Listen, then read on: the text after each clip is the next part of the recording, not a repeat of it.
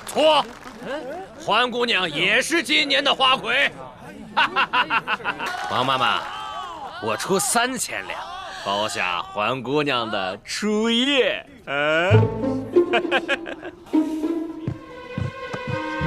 可以啊，贾老板，不过你得先把钱给我。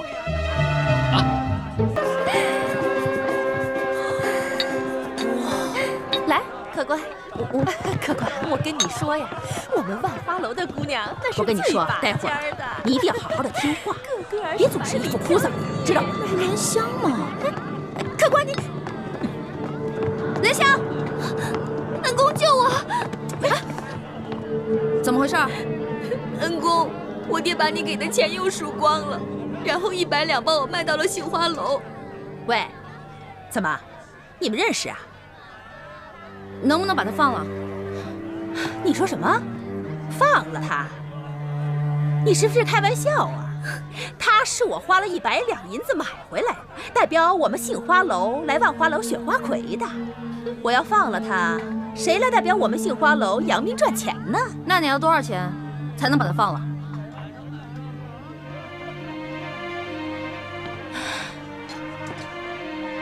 怎么？你们2个是老相好啊？不对呀，这莲香还是一个厨，怎么可能和你是老相好呢？说，你到底是干什么的？我是干什么的并不重要，我就问你，多少钱你才能放了他？口气不小嘛！哎，你真想赎他呀？开价吧。行。你要是真想赎他，给我500两就够了。500两？怎么？没钱是吧？没钱那就少扮英雄救美。你这种人，老娘我见多了。让开，让开！哎，别妨碍我们选花魁。哎，我告诉你啊，我们莲香呢是又年轻又漂亮，一旦选上了花魁呀，这身价一定倍增。到时候你想赎他的话，那至少1000两了。走，等一下，怎么了？没钱赎人，能不能换人？换人？什么意思啊？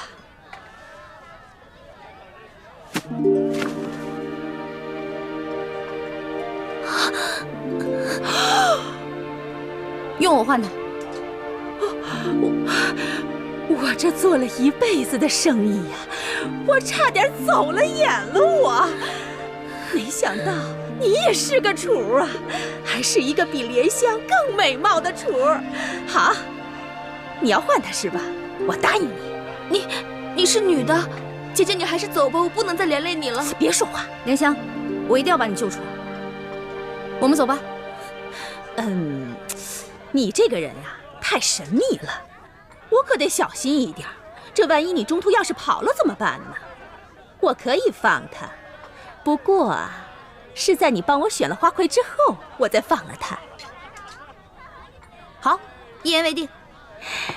一言为定，走吧，换装去。看好他，走。姐姐，姐姐，来呀！刚刚易欢是在这个地方消失的，也没什么别的路了，肯定是进这万花楼了。主子，今天晚上奴才要带你去这种地方，那老祖宗知道了，非打奴才一顿不可。此事你不说我不说，老祖宗怎么会知道呢？可是，行了，别啰嗦，进去。哎呀，是，守着点啊，别动啊！都在这好好等着。热络。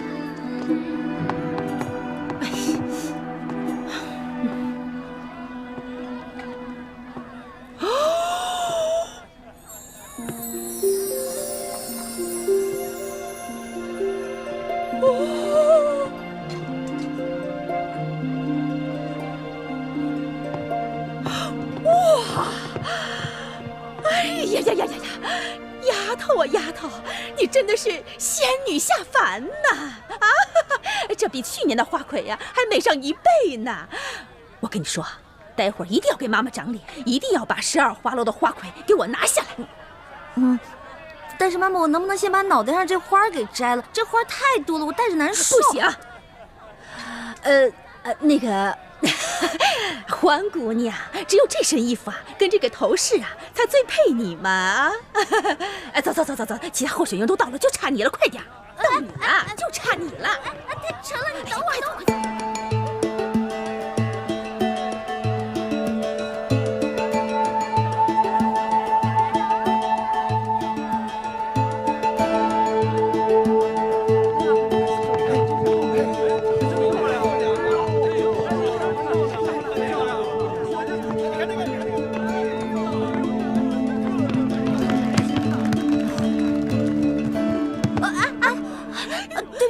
你是哪个花楼的姑娘？会不会走路啊？对不起啊，今天全城12大花楼的家人都到齐了，花魁比赛正式开始。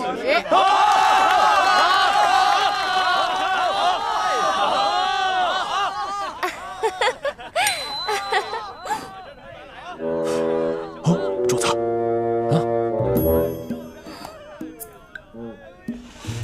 不好，龙小弟追来，这下麻烦了。现在我们有请上一届的花魁，是谁呀？西域姑娘出场。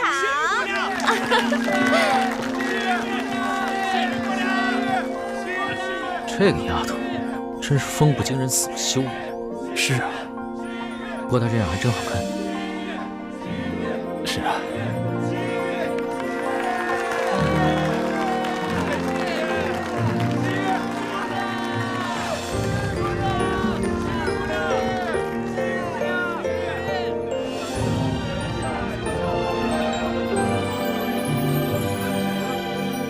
各位客官，如果您中意我们哪位姑娘，便可以从那里拿一朵鲜花放进那位姑娘的花篮里。今天鲜花得的最多的那位姑娘，便是我们的花魁候选人。候选人将会与上一届的花魁一决高低，胜出者便是今年的花魁。好，各位客官，就让我们来抛花选美吧。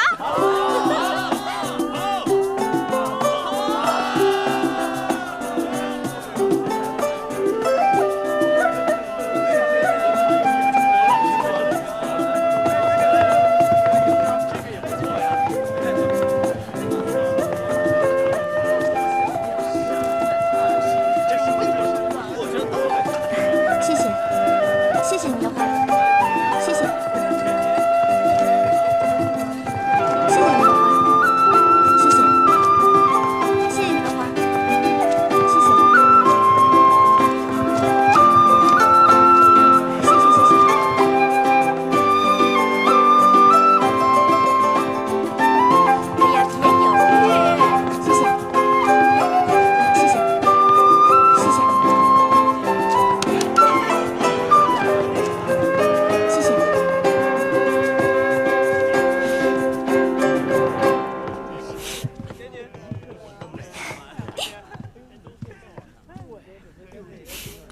等会儿再跟你算账。多谢这位客官捧场。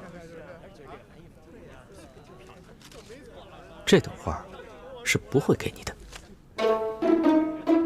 你投不投给我，我都是花魁。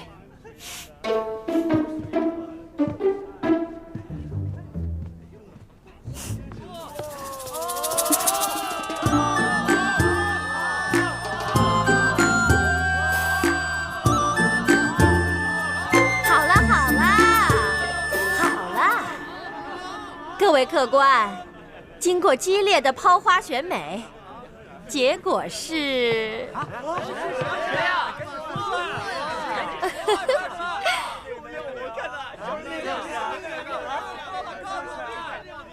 还用我数吗？不用数啦！结果就是我们本届的花魁候选人，杏花楼的欢姑娘。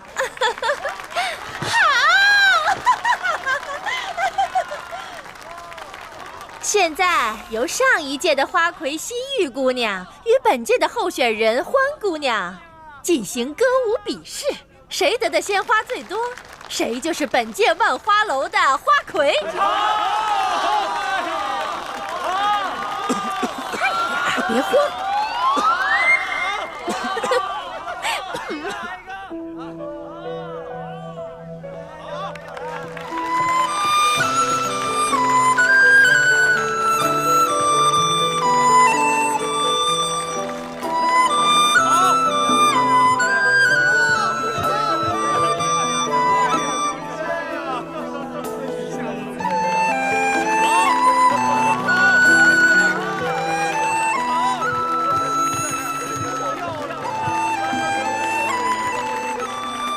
这位客官，可否借一下你的宝剑？你又想干啥？要你管，借不借？如果你要是不借的话，那我就去找别的客官借了。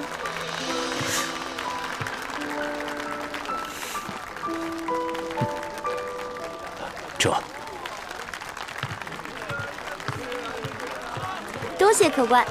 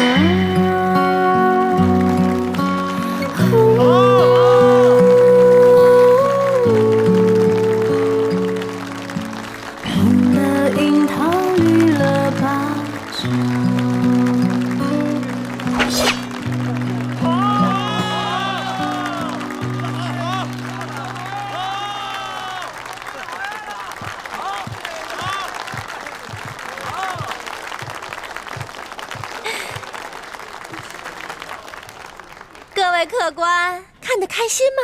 开心！现在开始投花选花魁。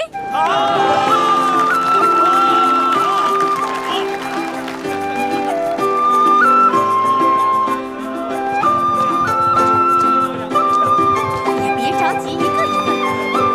谢谢。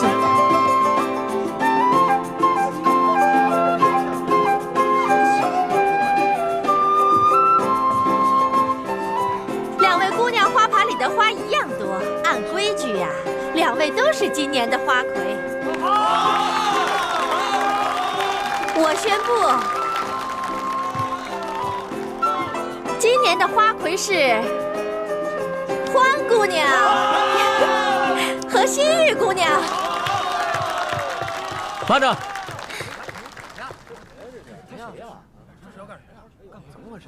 我这儿还有一朵花没投呢。这人是谁？难道我给西域姑娘多数花作弊被他看出来了？嘿，你这人怎么这样？刚刚你怎么不投啊？刚才人那么多，现在投也来得及啊。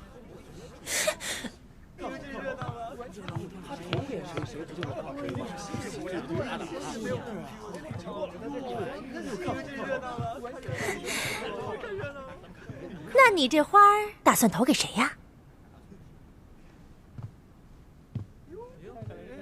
花儿，你今天真的很美。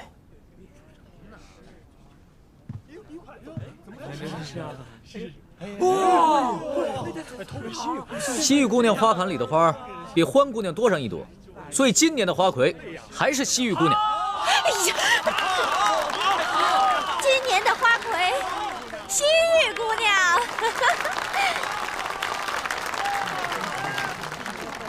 错。欢姑娘也是今年的花魁。哈哈哈哈哈！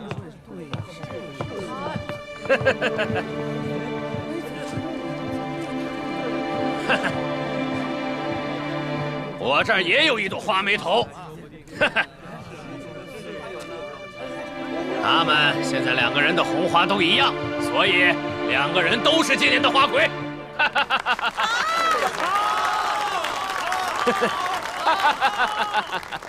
对对对，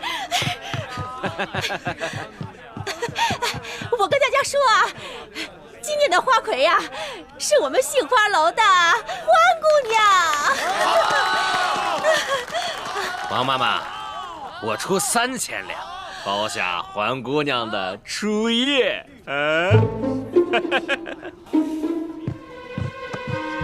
可以啊，贾老板，不过你得先把钱给我。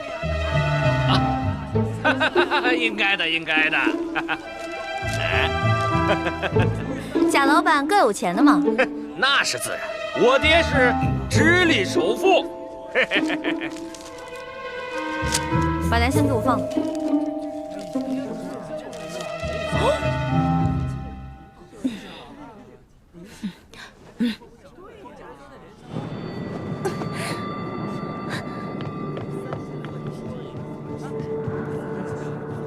姐姐，你为了我已经受了不少委屈了。这些人他们都不是好人，你不要管我，你还是走吧。莲香，姐姐已经帮你赎身了，你拿着这些钱离开你那赌鬼爹爹，跟你娘去个好地方过日子吧。可是我……哎，不许再说了，如果你再说的话，姐姐该生气了。快走吧，走啊！您真是有眼光啊！原来你忙活了这么久，就是为了救这个莲香姑娘。不然呢？你以为我得了失心疯啊？那现在你可以跟我回去了吗？欢姑娘，咱们走吧。去哪儿啊？自然是去我们该去的地方，做我们该做的事情。真笑一刻值千金呐！好啊！别过来！别过来！欢姑娘，你这是干什么呀？贾老板，您可真是贵人多忘事啊！之前在您的赌坊，我就赢了您100两银子，今天又让您破费了3000两，真是不好意思啊！原来大闹我赌坊的那个臭小子，竟然是你这个丫头！我是女人，照样可以要你的命！都别过来！再过来我就杀了他！都别过来！别过来！走！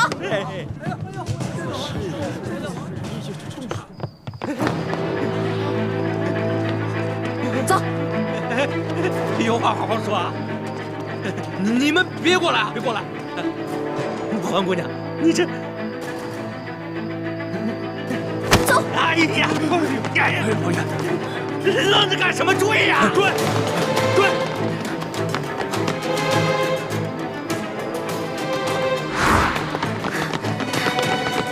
站住！追！站住！站住！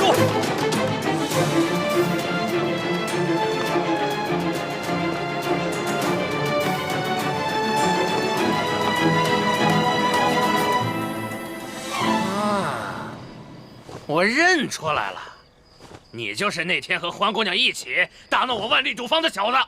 臭小子，赶紧把欢姑娘给我交出来，否则我要你的命！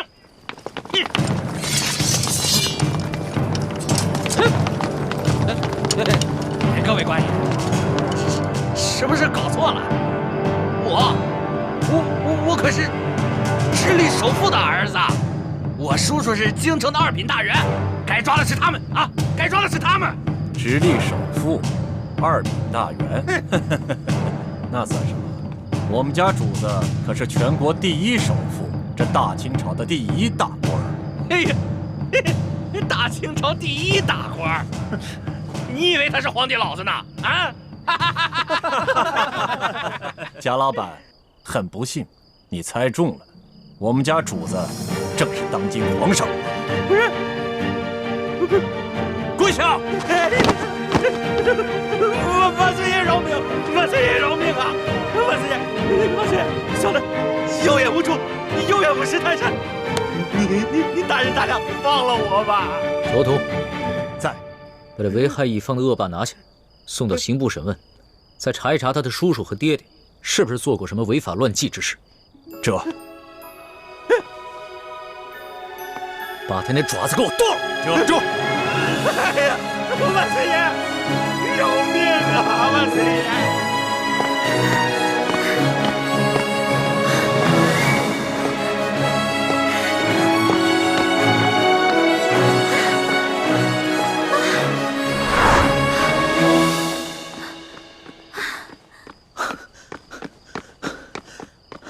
老大，别再跑了！出宫这么多天，你还没玩够啊？你别过来啊！你要是再过来的话，我还是会逃的，你根本就追不上我。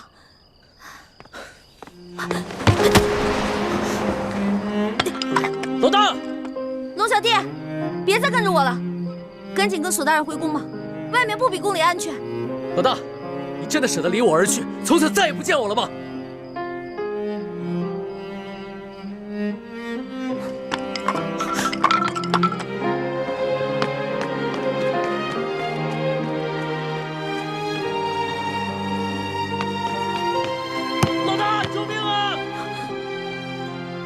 我怎么听到龙小弟的求救声了？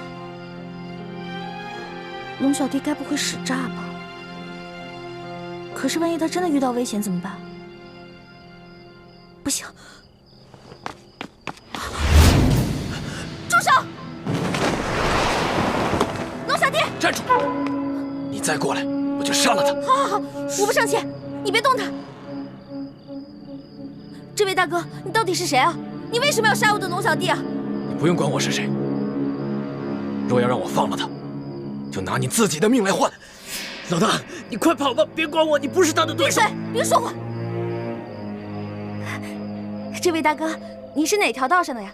不妨说出来听听嘛。你想要多少钱，我都可以给你的。我要的不是钱。现在，你和他只能活一个，你们谁死谁活，你自己选。老大，你快跑！你跑了我还能有救，要不然……哎，你别掐他！不是，这位大哥，咱们无冤无仇的，你为什么一上来就生死相逼呢？你是不是想要钱啊？你想要多少，你告诉我，我肯定会给你的。休再啰嗦，我要的不是钱，你和他只能活一个，谁死谁活，你赶紧选。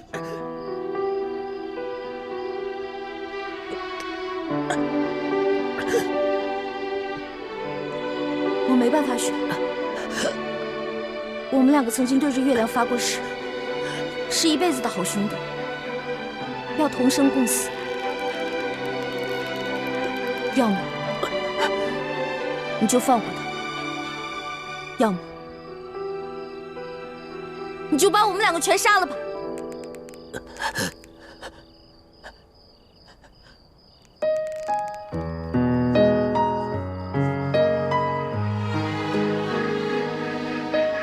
你真的愿意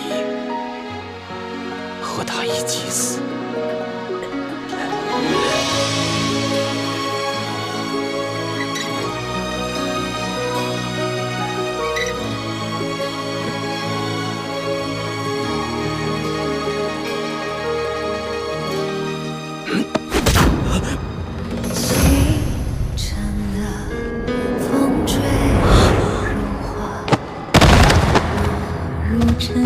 龙小弟，繁华，白云来，春风沙，恨不过。你还我龙小弟！你还我龙小弟！你还我龙小弟！愿做他掌上的明珠，献上我纯真的祝福。猪哥哥怎么是你啊？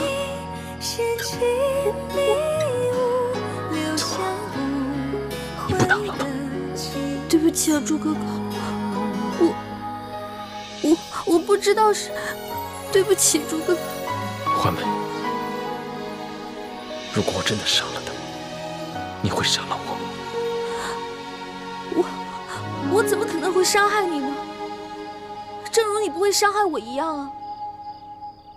但你却会自杀，以身殉情，是吗？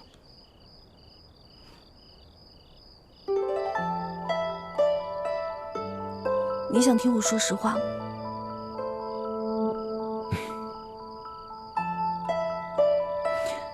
朱哥哥，身体发肤受之父母，活在这个世上，我不会为了任何一个人轻生。但如果有一天，你光复大明成功，你杀了龙小弟，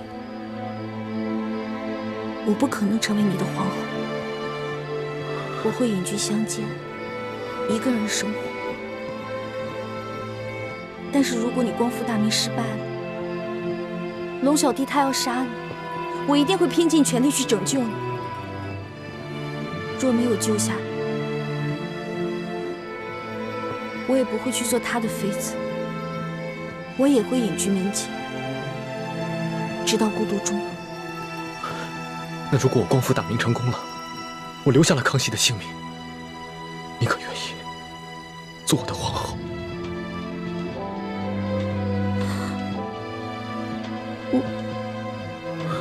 算了，我不逼你了，我不想看你为难的样子。如果那个时候光复大明真的成功了，我也听凭你的意愿，绝不勉强。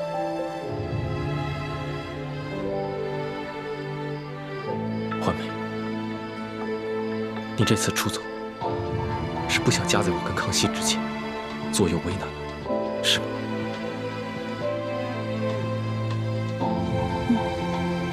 但你还是放不下他，否则，以他那点追踪的本事，他不可能一直跟得上你。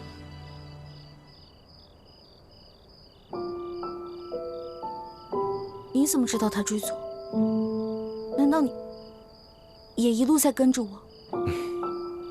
你这次出走，大家都很担心你。对不起，朱哥哥，我错了。别说了，听我的话，赶紧回去吧。我答应你，如果我光复大明成功了，我不杀康熙。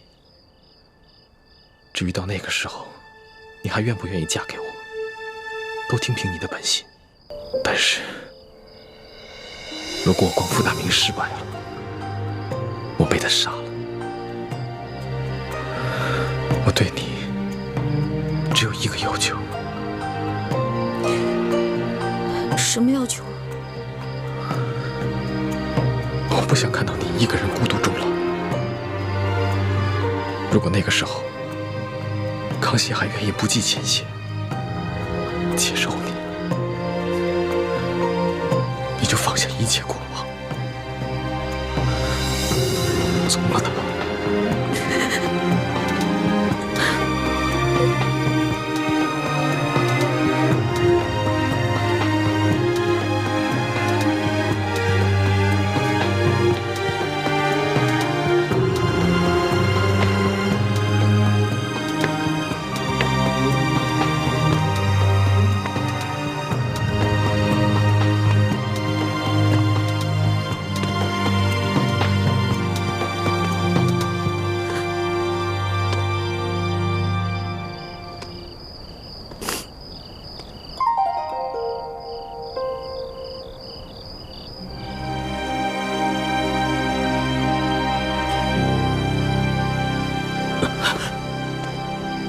老大，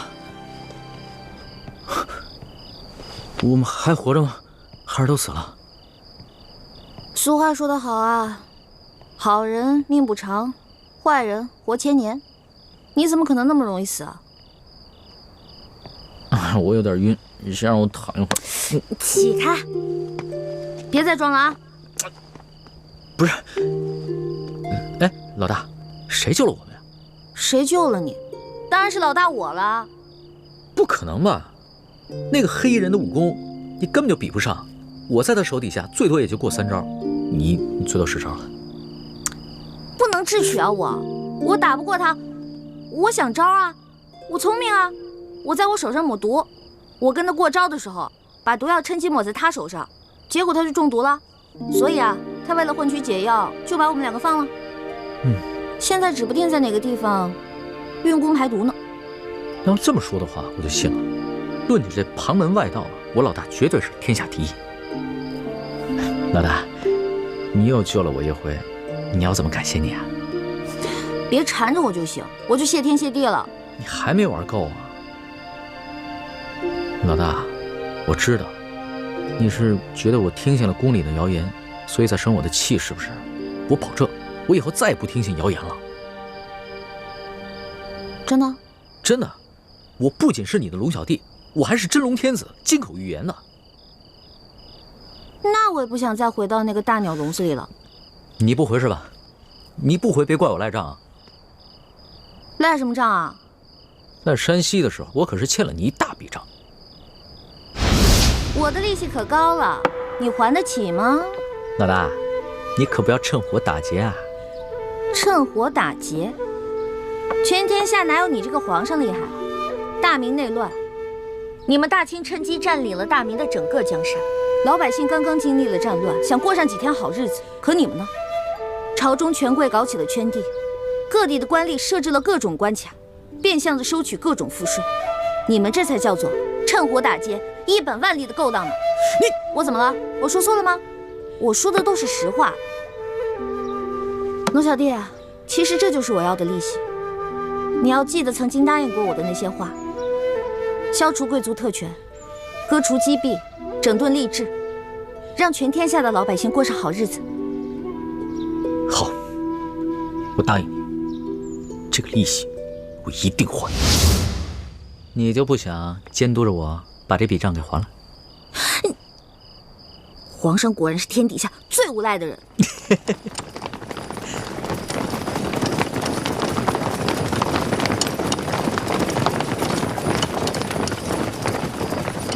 皇上，奴才恭请皇上回宫。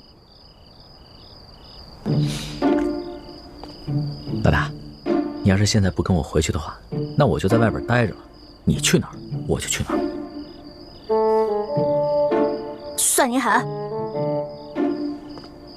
起驾，回宫。这。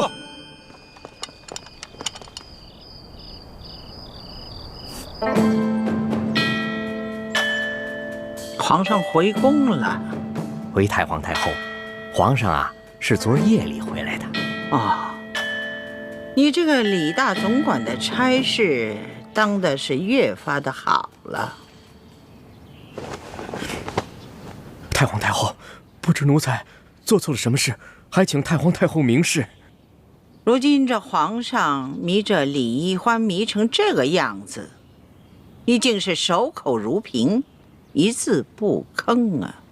太皇太后恕罪，皇上其实早就知道奴才是太皇太后派在他身边的眼线，所以有很多事情都不让奴才知道。你用不着拿皇上来当挡箭牌。其实呢，哀家早就告诉过你，皇上的大小事情你要第一时间禀告哀家。可是你是怎么做的？啊？你这眼里头还有我这太皇太后吗？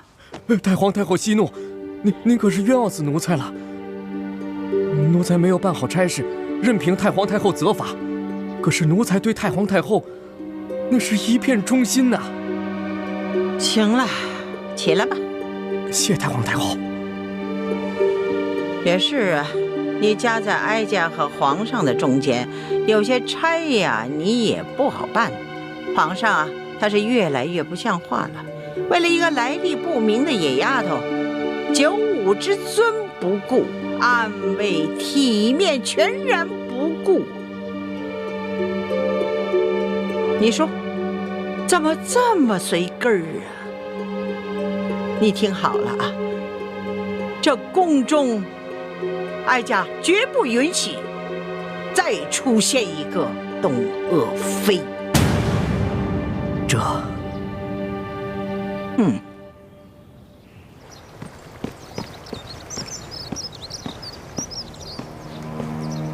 奴才索额图，给皇后请安。听说昨晚紫禁城所有的宫门大开，皇上大摇大摆的接着出走的李易欢回宫了。皇上就是要这样大张旗鼓地告诉我们，他相信李易欢，宠着李易欢，然后让我们所有人都闭嘴。哼！当年唐玄宗为了迎回杨玉环，也是这般深更半夜大开宫门，毫不顾忌朝野非议。可结果呢？难道皇上想学唐玄宗吗？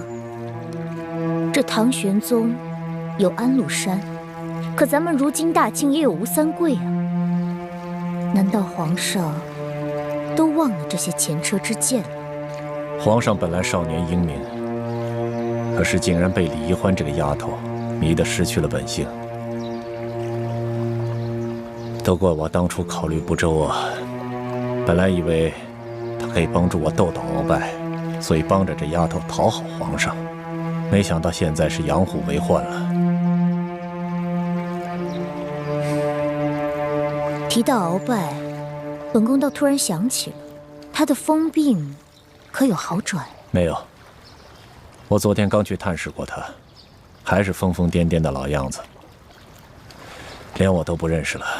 这鳌拜一向武功高强，身体健康，怎么突然就疯了呢？鳌拜的疯，是中了迷魂散之毒，此事颇为蹊跷，有谁能够在我的眼皮底下给鳌拜下毒呢？这毒疯鳌拜的人，会不会就是李太医？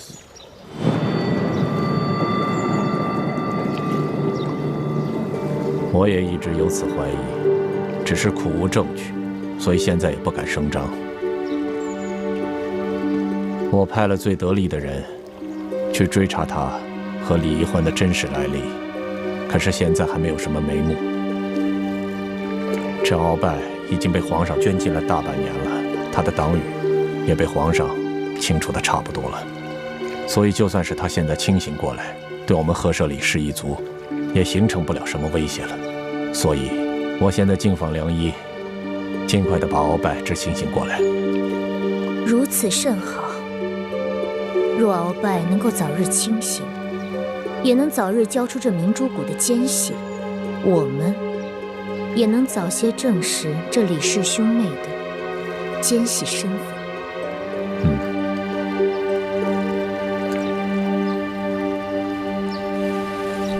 这易欢简直是胡闹，也不跟我们商量一下就擅自撤离，这岂不是叫康熙索额图更加疑心了吗？义父，其实易欢此次离宫出走，事先和我商量过的。他是想刺激康熙，让康熙不要怀疑他，相信他。如今康熙好不容易把他找回去，越发珍惜他了。易欢的良苦用心，总算是没有白费。易欢居然有这样的心机了，这孩子以前可不是这么会算计的。也许他在宫中待了这大半年，让他成长了不少啊。眼下清廷跟吴三桂还没有正式的翻脸，就算他们真的开战了，我们也需要大量的军情。其实一直以来，我们都想要在清廷里安插自己的眼线，可经过这么多年的努力，都未能进入核心。这一次，你跟易欢阴差阳错的就潜伏在康熙的身边，这真是我们的意外之喜啊，也是天不亡我大明的征兆。所以你们必须要排除万难，继续潜伏在紫禁城内。我明白，我定会忍辱负重完成任务，不负各位师长所望。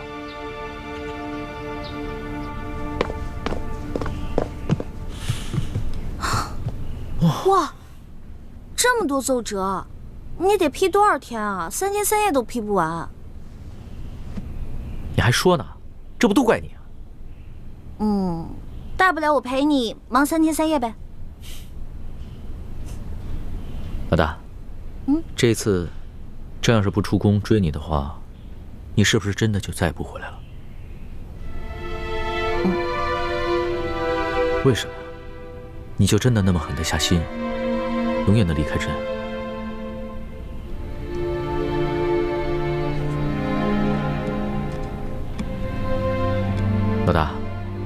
你从前都是古灵精怪、叽叽喳喳的，突然之间变得这么心事重重、沉默寡言，说实话，朕的心里有些不安了。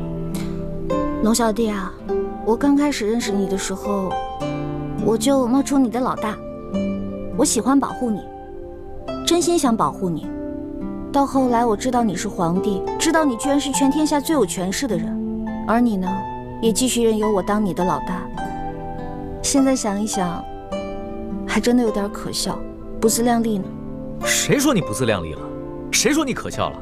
就是因为别人一直都在想应不应该爱朕，应不应该保护朕，应不应该讨好朕。可是你呢？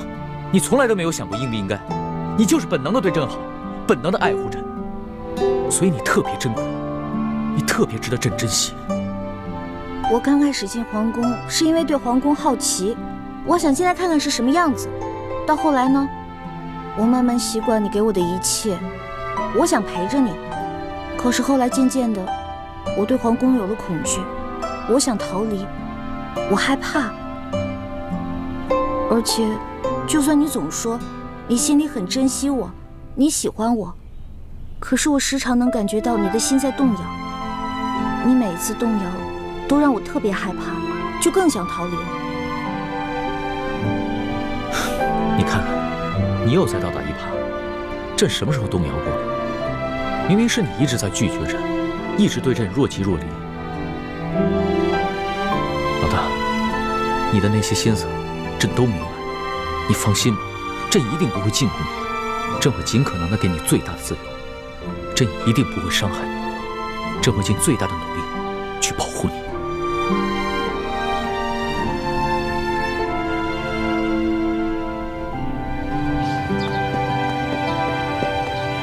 石树姑娘，你不是都已经走了吗？你还回来干什么呀？叔父，对不起啊。我也不知道怎么了。我本来已经下定决心离开龙小弟了，可看到他不顾一切出宫来找我的样子，我心里就又动摇了。哎，你们这些年轻人啊，真是拿你们没办法。看来我得抓紧时间，找个风水先生，给自己先挑一块好点的墓地，把自己的后事料理好算了。哎，叔父，不过您放心，我跟猪哥哥绝对不会连累您的。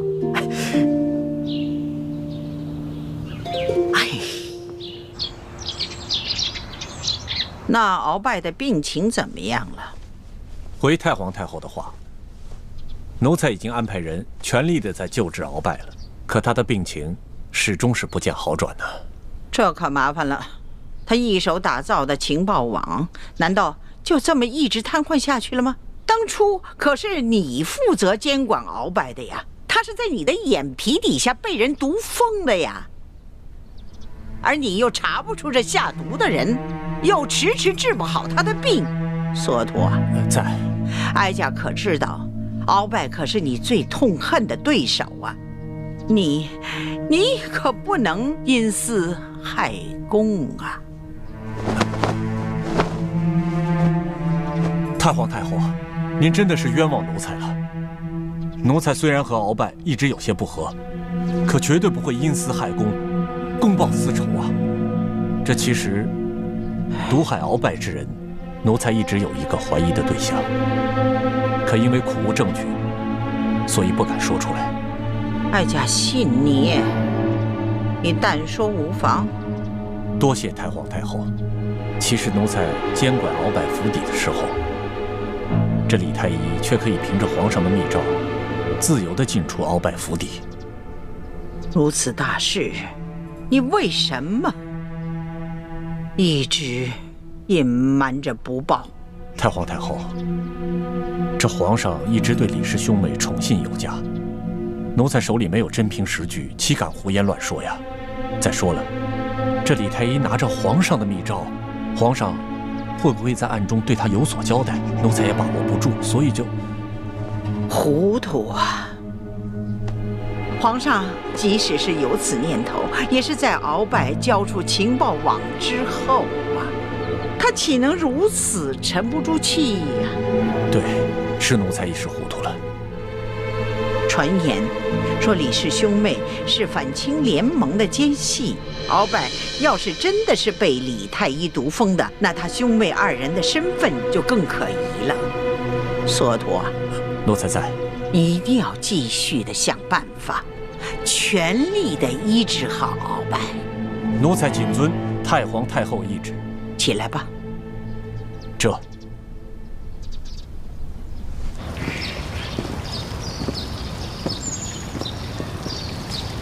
宜欢，这会儿你可真是让大师兄伤心了。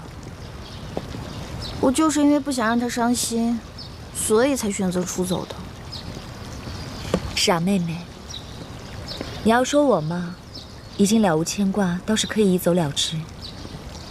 是我自愿继续留在宫里协助大师兄，而你，就算大师兄肯放手，你爹和诸位师长，他们能放手吗？你又能逃到哪儿去呢？雪姐姐，别老提这些让我心烦的事儿了。我想明白了，反正我也改变不了什么。与其愁白了头发，不如好吃好喝的过好以后的每一天呢。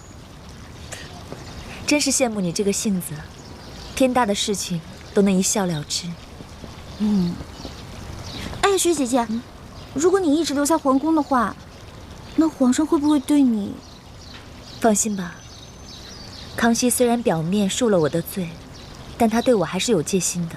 看来以后不会再要动临幸我的念头，这样挺好，我也不用再费尽心思去应付他了。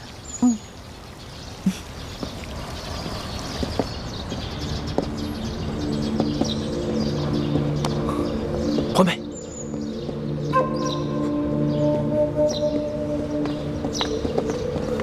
朱哥哥，什么事儿？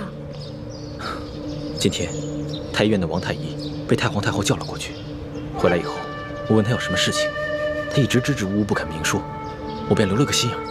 后来我发现，他煎了一剂药，从药渣的成分来看，应该是治疗失心疯的方子。失心疯？太皇太后不会得了失心疯了吧？不可能啊，她明明好好的呀。难道这个药是给鳌拜煎的？还是倾城的心思缜密。当时我也有此疑心，就悄悄去找了李公公，果然不出我所料。李公公说，太皇太后正在命索额图悄悄医治鳌拜。太皇太后想要医治好鳌拜，应该就是为了要对付你们两个。这只是原因之一。鳌拜发疯以后，他所掌控的情报网络一直处于瘫痪状态。康熙想尽了办法，也无从下手。但是，一旦太皇太后治好了鳌拜的失心疯，那么鳌拜就只能乖乖地交出他所掌控的情报网络。朱哥哥、雪姐姐，咱们也别太过于担心。这个迷魂散之毒很难解的，即使解了，中毒之人的神智也不可能完全恢复正常的。再说，我们之前不是一直怀疑是索额图毒疯鳌拜的吗？那索额图肯定不会医好鳌拜的。现在也只能这么希望了，否则一旦治好鳌拜的失心疯，我们的身份就都暴露了。不如我们想个办法除掉鳌拜。来不及了，太皇太后已经加强了对鳌拜的保护。如果我们在这个时候动手，不仅很难得手，还容易暴露自己。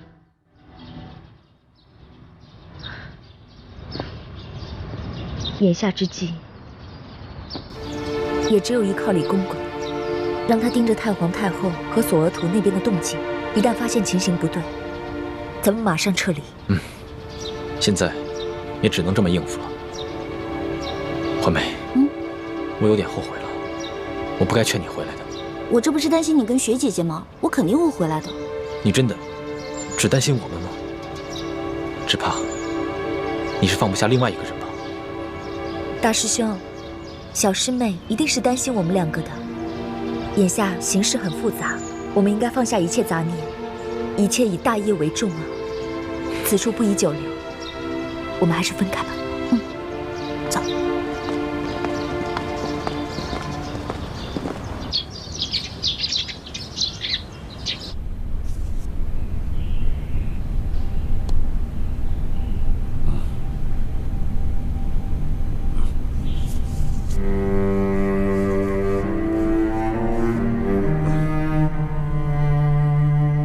元帅在。你拿着老夫的手谕，前去调8000人马，一定要把敌人斩杀于阵前。末将遵命。老爷，快把药喝了吧。不喝，这玩意儿太苦。有糖吗？我的糖呢？你给我糖！我的糖，我的糖！你给我糖，我的糖哪儿去了？你给我糖，我的糖呢？我的糖呢？我的糖去哪儿了？啊！糖在哪儿？你小心啊！老三，我的糖呢？去按住敖大人，让他吃药。是。糖。你们干什么？你别管我！我要找糖，找糖！哎呀！哎呀！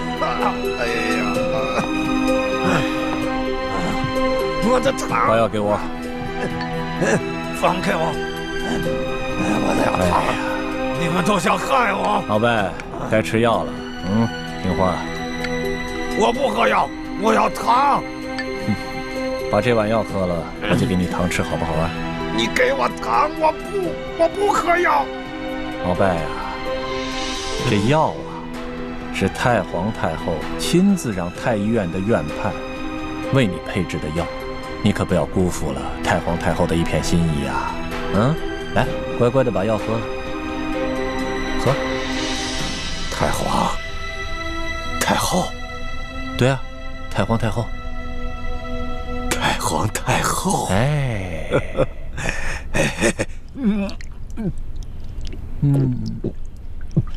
哎。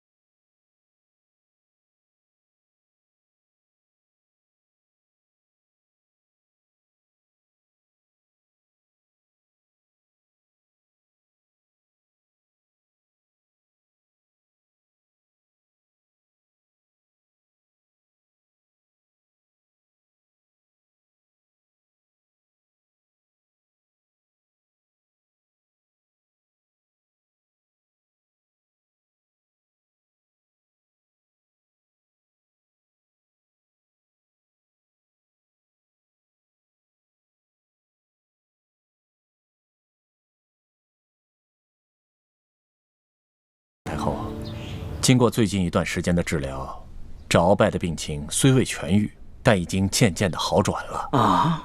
虽然他现在还是有点胡言乱语，可是今天我提到太皇太后对他的病情关心，他竟然有了些反应啊！嘴里不停地念叨着“太皇太后，太皇太后”。原来如此，李德福。奴才在。你陪哀家出宫一趟，不必大张旗鼓，别让皇上知道。这，太皇太后，您这是要去见见鳌拜吗？正是，哀家得去见见这个人。你们这些宿敌，他可能认不得了，但是哀家和他却是有一辈子交情的人了，说不定他见了哀家就能清醒过来。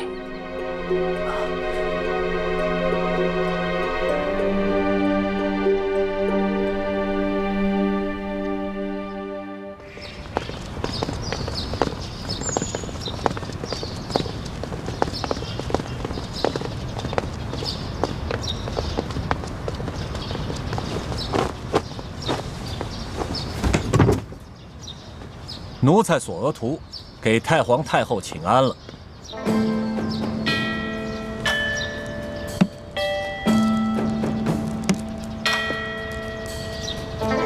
平身吧。这鳌拜他怎么样？鳌拜还是老样子，疯疯癫癫的。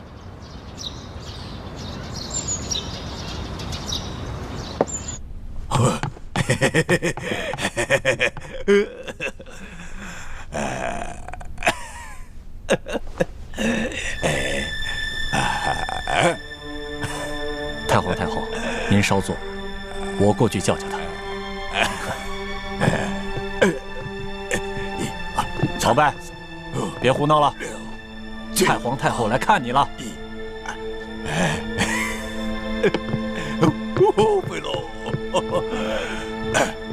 看来这鳌拜还真疯了，连哀家都不认得了。是啊，太皇太后，他现在啊不光疯了，连药都不吃了。李德福啊，你服侍他，让他把这碗药喝下去。这。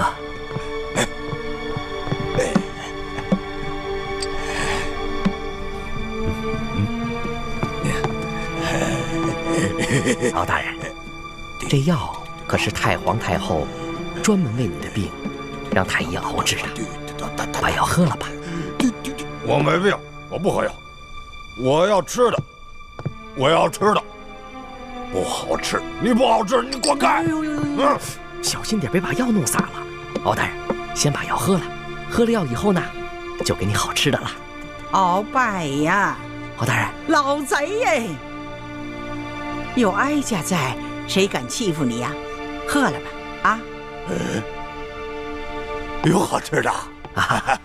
先喝药。你就是个大骗子！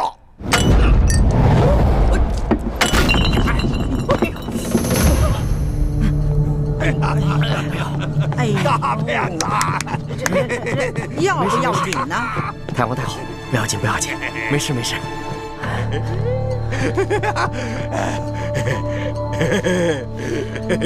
李德福，哎，你回宫吧啊，换身衣服啊，不必再回来了啊。哀家今天就是来看鳌拜的，此事啊可不能跟别人说啊，记住了。奴才谨遵太皇太后懿旨。去吧去吧。那奴才就先告退了。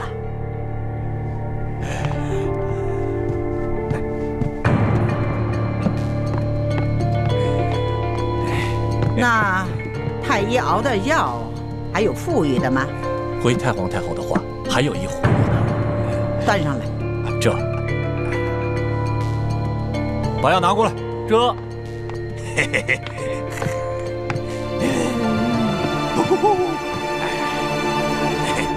撤！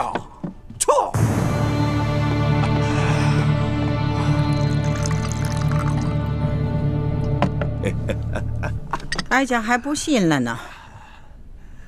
这回啊，是哀家亲自慰慰你啊！你得啊，给个面子啊！太皇太后啊，您可注意安全，他可疯得很。我不怕他。鳌拜，你玩的挺好啊。这次啊，是哀家亲自为你，知道吗？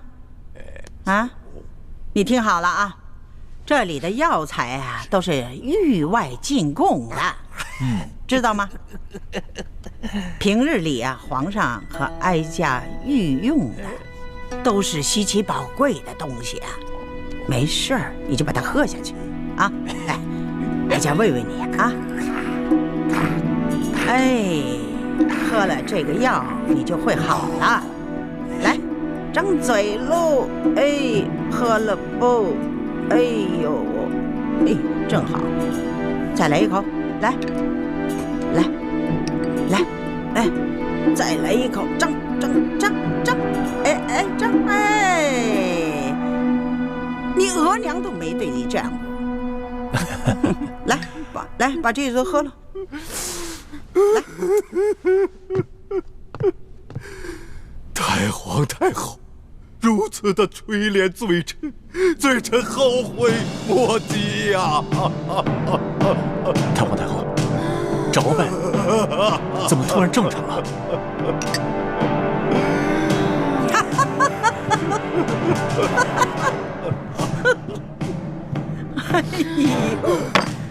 哎呀，老贼呀，原来你是装疯啊！啊，你挺能演的，像个戏子，接着演呢。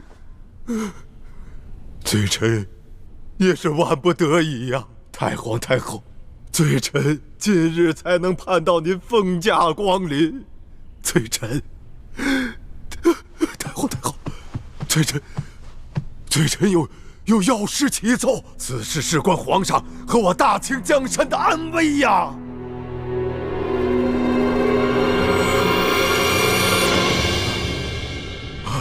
什么？太皇太后去见了鳌拜？索额图向太皇太后禀报说，鳌拜的病已经有起色，他已经能够记起太皇太后了。于是太皇太后就决定去探望鳌拜。不过他没有大张旗鼓，他只是带了我、索额图、纳赛还有2个嬷嬷。太皇太后见到鳌拜，可有什么发现？太皇太后见到鳌拜，让我给他喂药。鳌拜突然间一碗药，哗，泼了我一身一脸。然后太皇太后就让我回去换衣服。后面发生什么事情，我就不知道了。鳌拜拿药泼了你一身啊！鳌拜拿药泼了你一身。如果他只是疯病发作，倒也罢了。可如果他是故意而为，那这件事情可就大大不妙了啊！那就是说明鳌拜的疯病很有可能已经好了。他是在继续装疯，故意支开你，是要向太皇太后单独密奏。我有一种不祥的预感啊！说不定我们都被鳌拜给骗了。他其实根本就没有疯。当初我们始终查不到究竟是谁下的毒。其实我们忽略了一个可能性，这个毒很可能是鳌拜自己下的，而且分量很轻，又事先安排了身边的亲信，在事后给他服下解药。他自己则继续装疯，瞒过了我们所有人。那，你这么一说，我好像也有点怀疑了。那鳌拜既然能够制出大补丸之毒，这说明他对毒药是有一定了解的。那他泼了我一脸一身，这显然就是故意的。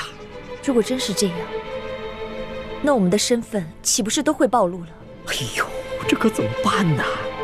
我说吧，让你们早点撤离，你们就是不听啊！特别是这个易欢，明明人已经走了，还回来干什么呀？叔父先别着急，事到如今，我们也只能随机应变了。